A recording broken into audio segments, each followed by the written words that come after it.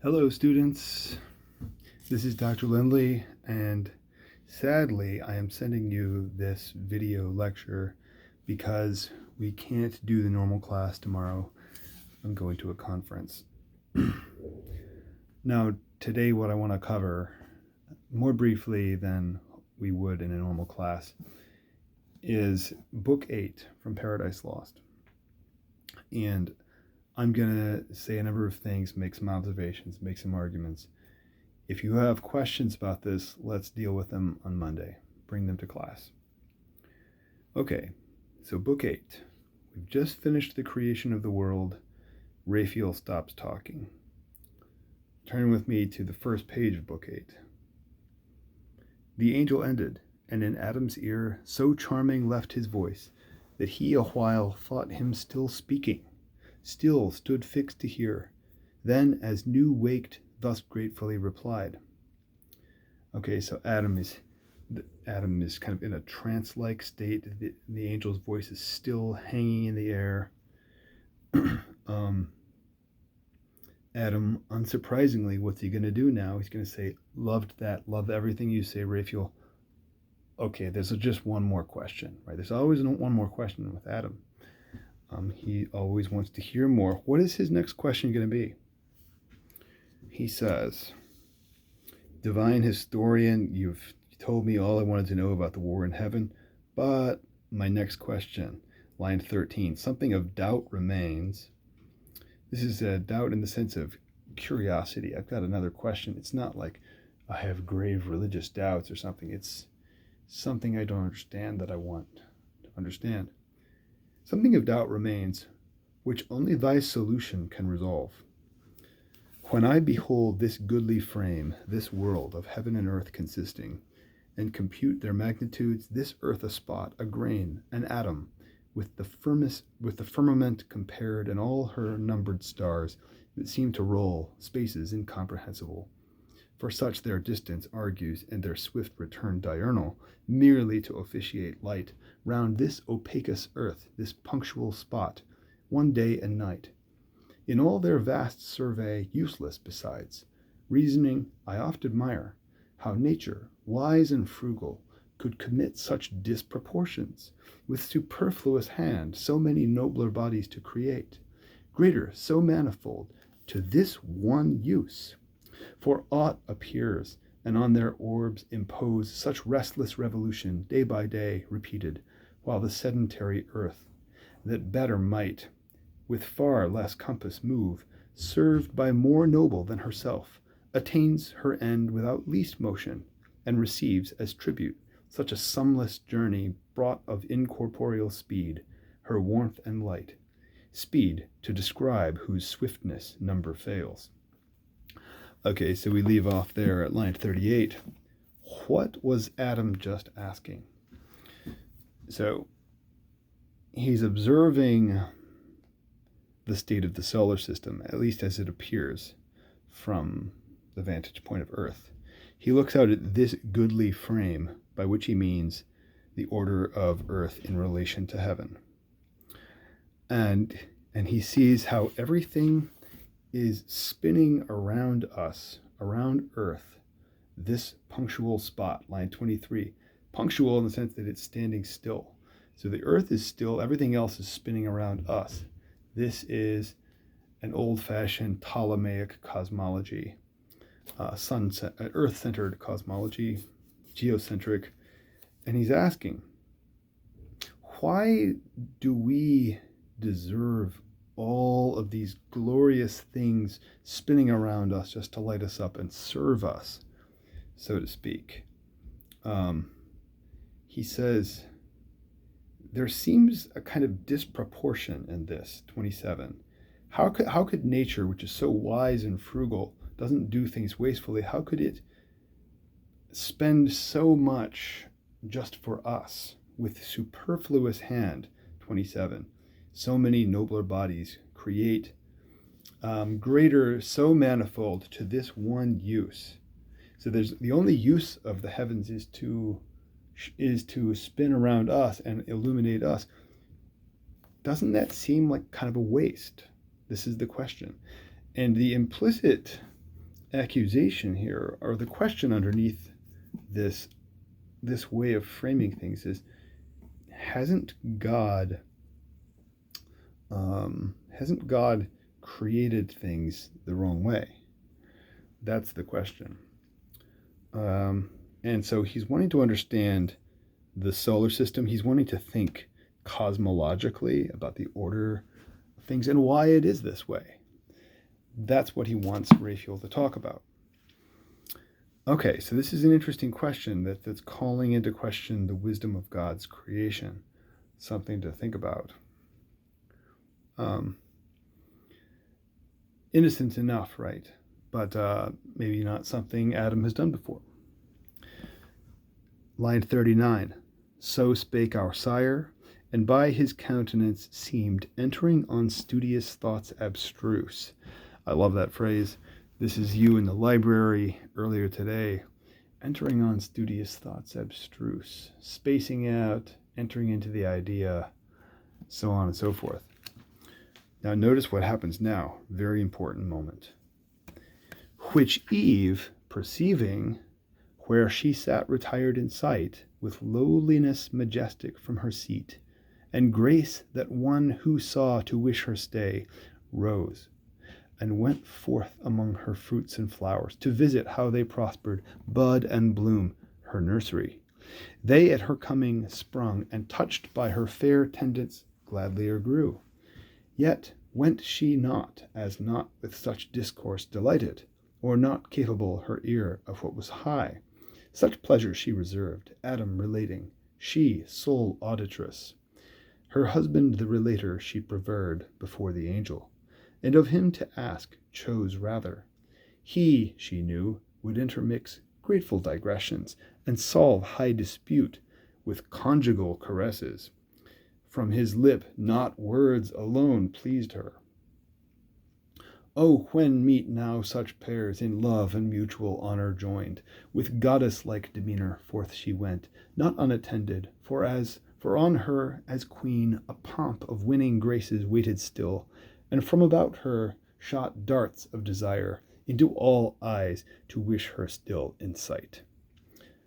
And Raphael now to Adam's doubt proposed, benevolent and facile, thus replied, etc., etc. Then Raphael goes off. Now, what just happened there? We've got to pay close attention. Adam asks a question, entering into studious thoughts abstruse. Raphael answers the question at the end, benevolent and facile. In between, Eve gets up and leaves. Why does she get up? Because, top of page 260, perceiving that Adam is entering into studious thoughts abstruse, she gets up and goes. She sees him going into this kind of intellectual's trance with Raphael. It's Adam and Raphael in this intellectual world that they've been inhabiting, question after question after question, philosophizing and so on. She sees that and gets up to go. Now, she's the most beautiful creature in the created world, right? She has lowliness majestic and a grace that one who saw to wish her stay. Anybody who sees her get up would wish that she would stay. But they have to see her. Do Adam and Raphael see her getting up? With all of her pomp of winning graces and shooting forth darts of desire, pew, pew, pew. Do they see her? Do they get those darts of desire to wish her to stay? And Raphael now Adam's doubt proposed, benevolent and facile, thus replied. Looks to me like they don't see her getting up. Adam raises the question, Raphael answers the question, without any mention of Eve. Eve gets up, I would argue, unnoticed. If anyone did notice it, they would want her to stay, but they don't notice. That's important to notice. Adam is wandering in studious thoughts abstruse, that is to say, abstracted from his direct surroundings, including Eve. She gets up partially because she doesn't want to be just a forgotten part of his surroundings. She wants to be involved. It says, she went not, line 48, as not with such discourse delighted, or not capable her ear of what was high. She likes talking about these things. She can understand it just fine, but she prefers to talk about it with Adam over Raphael. And she prefers, this is the part that is, let's admit it, potentially offensive. She likes to have those conversations intermixed with grateful digressions, 55, and conjugal caresses, 56. From his lip, not words alone pleased her. Ooh. Does this describe your study table in the library? Don't answer that question. But the point is what? She has her own way of pursuing the intellectual life in community or in relation with Adam. They have their own thing, and Adam is withdrawn from it right now. In Milton's world, in the world that he has built and placed us in for the length of this epic, that's a problem I want to suggest. She's wandering away. This is the first time Adam and Eve, to our knowledge, have ever been separated. It's not book 9. It's not the fall, which is going to happen in our reading for Monday. It's not there that Adam and Eve split ways for the first time. It's here. This is the first time, and that's important, I think. What I want to suggest is that there's a fissure between them developing here, first by the inattention of Adam, the abstracted intellectual trance that pulls him away from the place he has been created to occupy and the relationship he's been created to participate in. And he's been drawn away unintentionally, I think, by Raphael. Raphael, I'm starting to say here, and I know I've already implied this to you guys, Raphael is arguably a bit of a problem here, unintentional. I started to raise this question last time when I was saying he wants Adam to be judicious and temperate in his intake of knowledge and his pursuit of knowledge. But is he helping Adam be temperate? Maybe not. Here, I think Raphael, neither Raphael nor Adam realize that things are sort of slowly falling apart. There's now a split between Adam and Eve, which is going to be fully pursued the next day and taken advantage of by Satan. Okay, so Eve wanders off. Let's listen to Raphael's answer for a minute. To ask, I'm at line 66 now.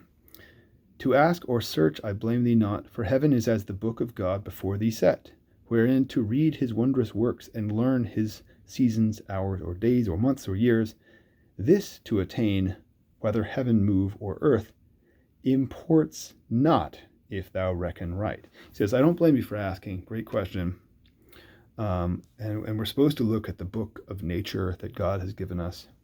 But when we look closely, whether heaven is moving around us or we are moving around it, i.e. geocentric or heliocentric cosmology, right? Copernican, rather Ptolemaic or Copernican. These are questions that are of fresh interest to Milton in the Renaissance. Copernicus just, a century previous, and people are still very interested in cosmology, and Milton is too. But he has Raphael say right here, if you think about it, it doesn't really matter that much whether we're in a sun-centered or earth-centered cosmos, or solar system.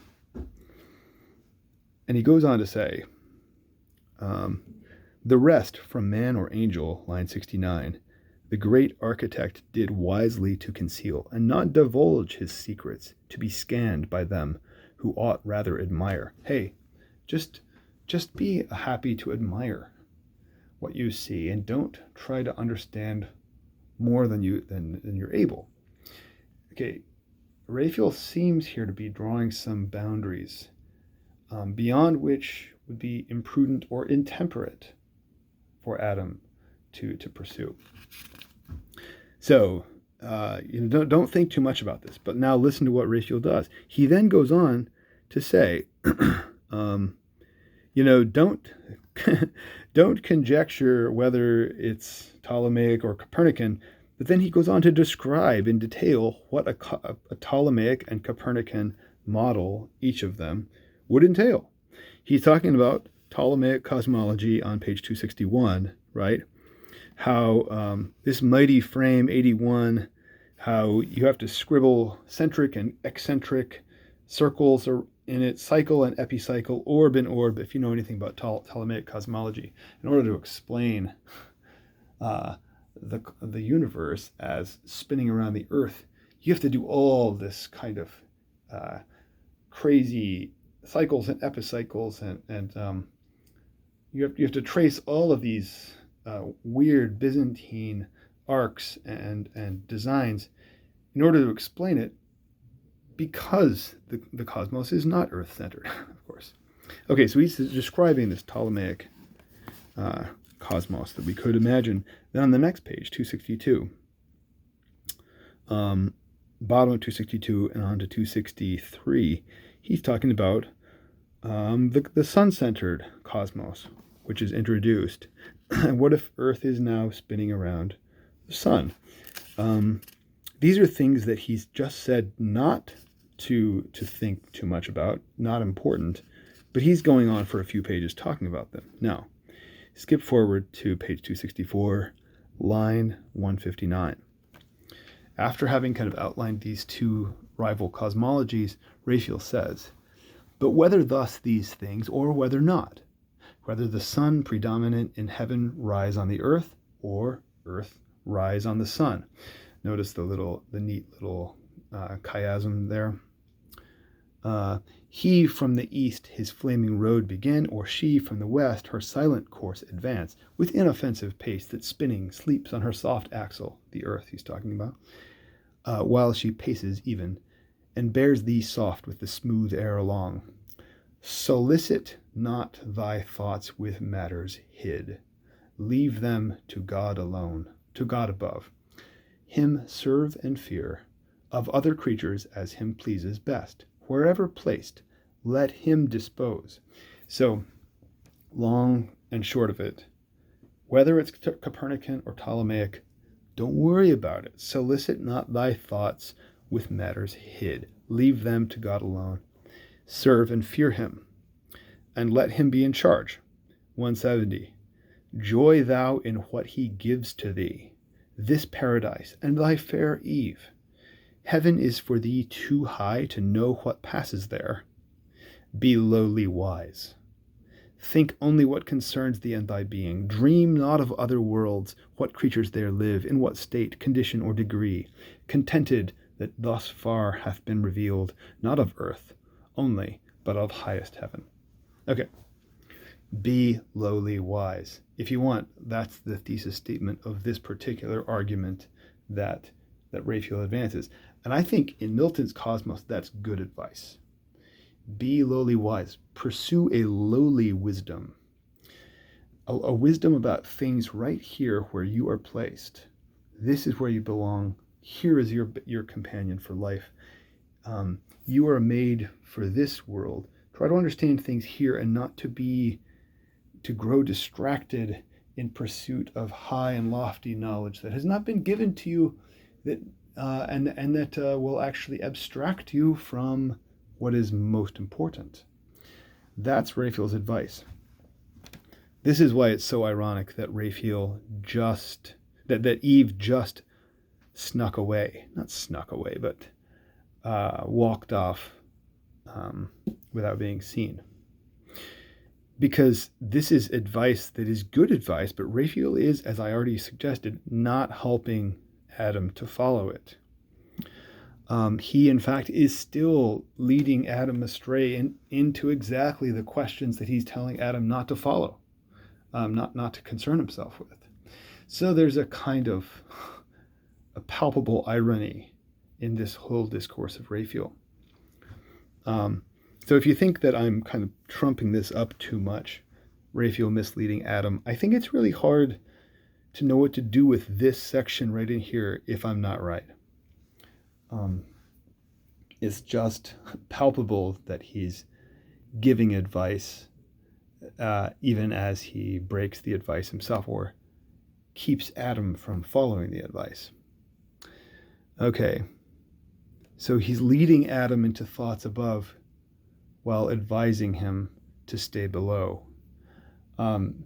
You could go back and reread Raphael's entire visit this way, because so much of what he's been talking to Adam about is thoughts above, the war in heaven, human and angelic natures, even the creation in a certain sense, even though that's really getting closer to earth, right?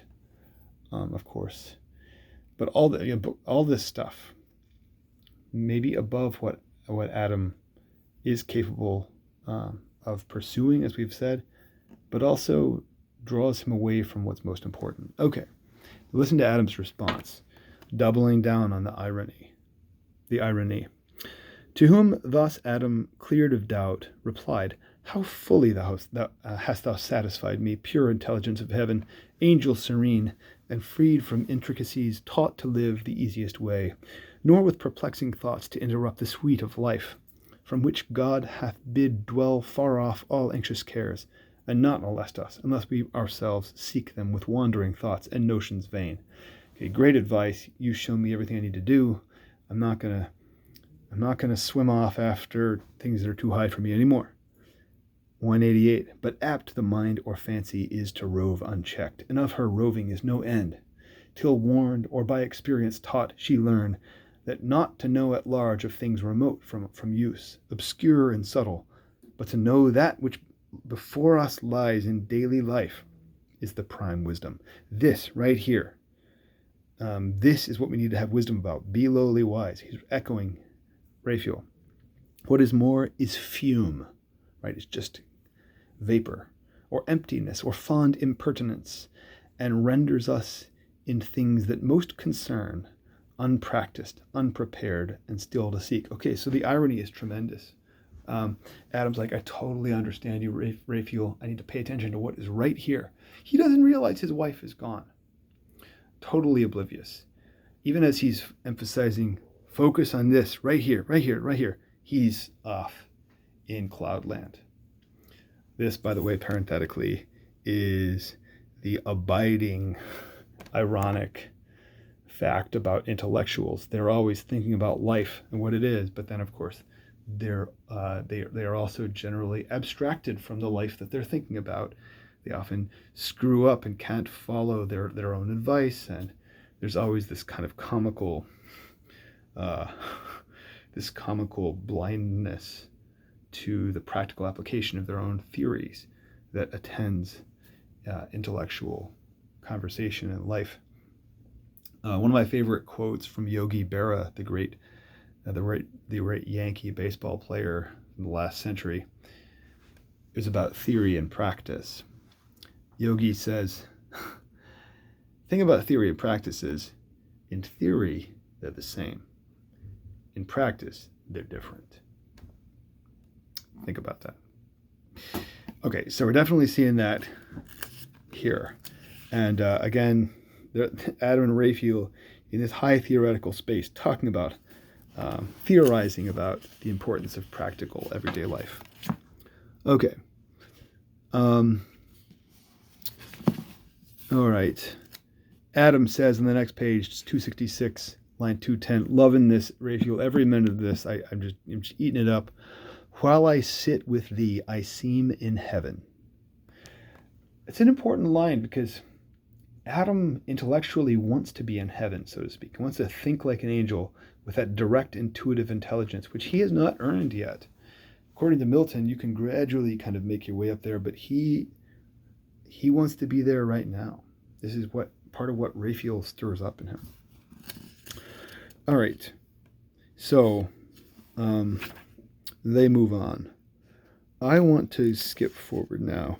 Raphael says, "So why don't you tell me something about yourself?" Adam tells him about his own creation, some really cool stuff in here, but I'm going to skip over a lot and emphasize instead the creation of Eve and Adam's account of some of the challenges that has created for him. So he's looking for a helpmate, as we know.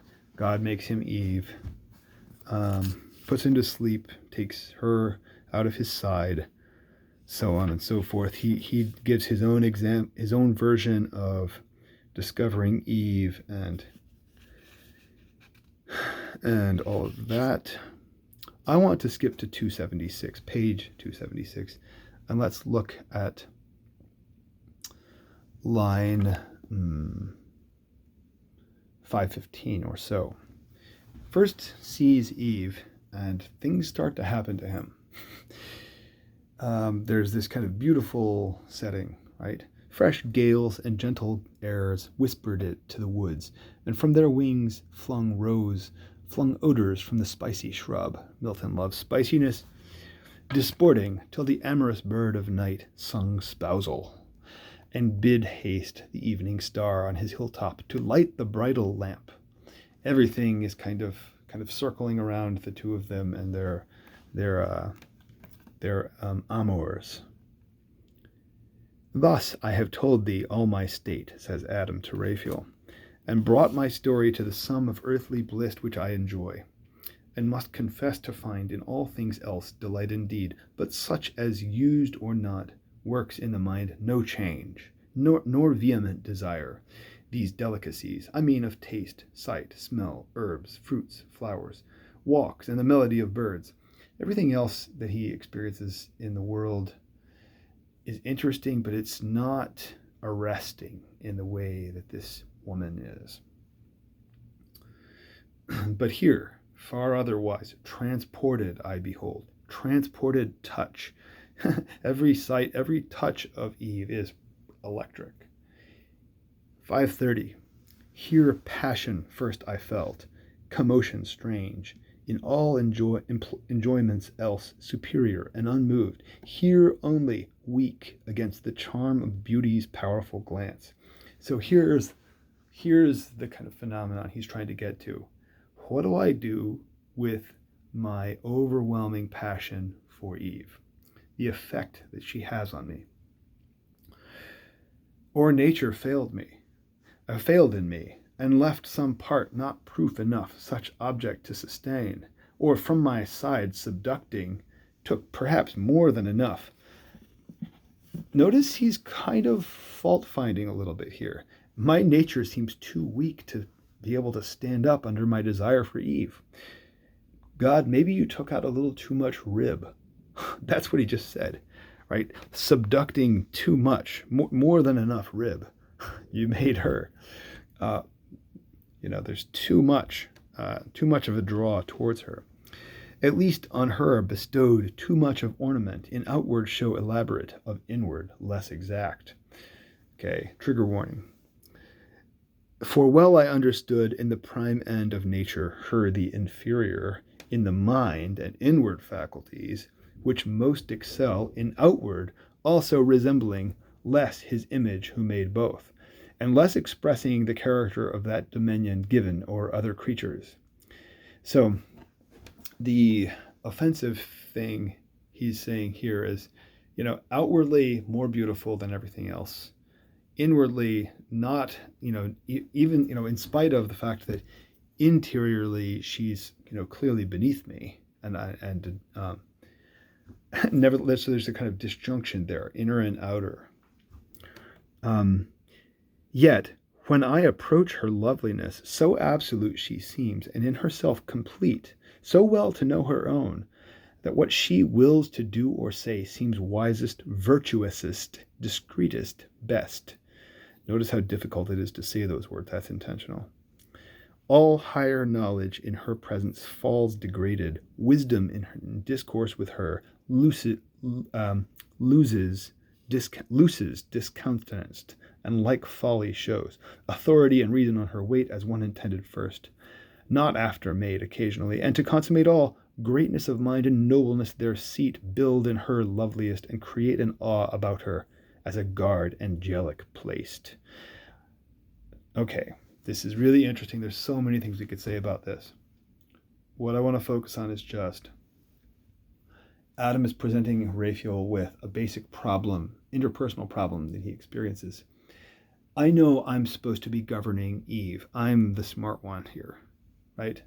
Eve's not, she's not, as my grandfather would say, West Texas rancher grandfather would say, she's not dumb as a post, but she's inferior to Adam intellectually, and thus he is more fit to lead and to in that way. Nevertheless, because of how arresting her exterior is, whenever she starts talking and looks at him, gives him that look, he can't do anything. He's overwhelmed. Can't do anything but follow her. This is a problem. Authority and reason on her weight.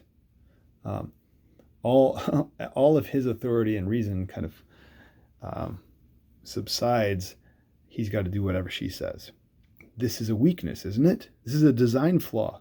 Notice we started book 8 with a design flaw in the cosmos, potentially, and then we're ending book 8 now with a design flaw in Eve.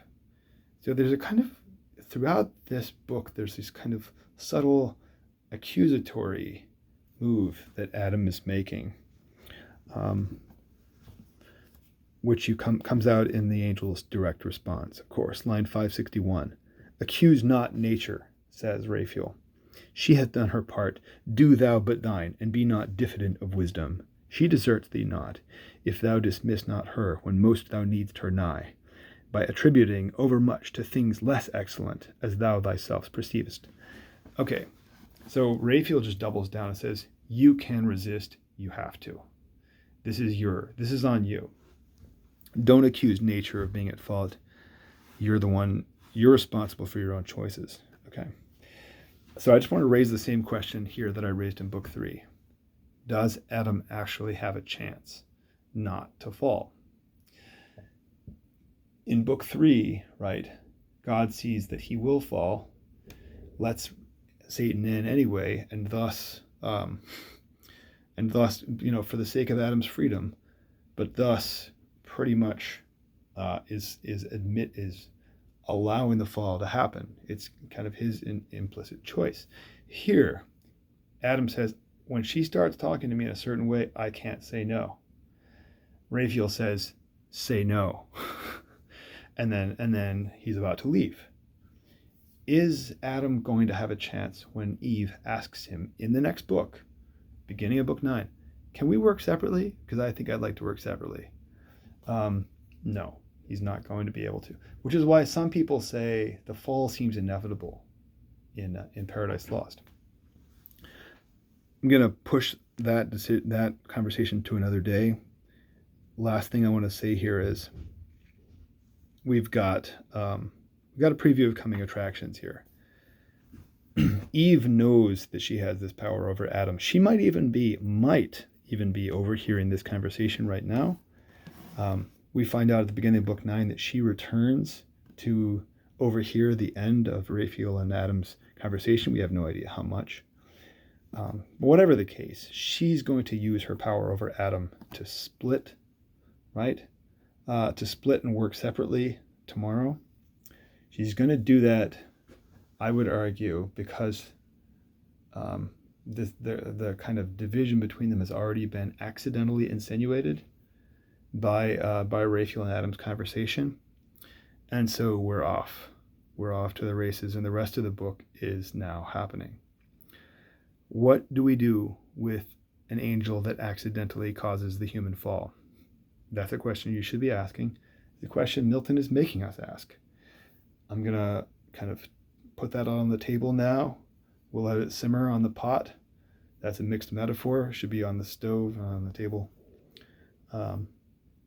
We'll see where Milton takes us next. See you on Monday.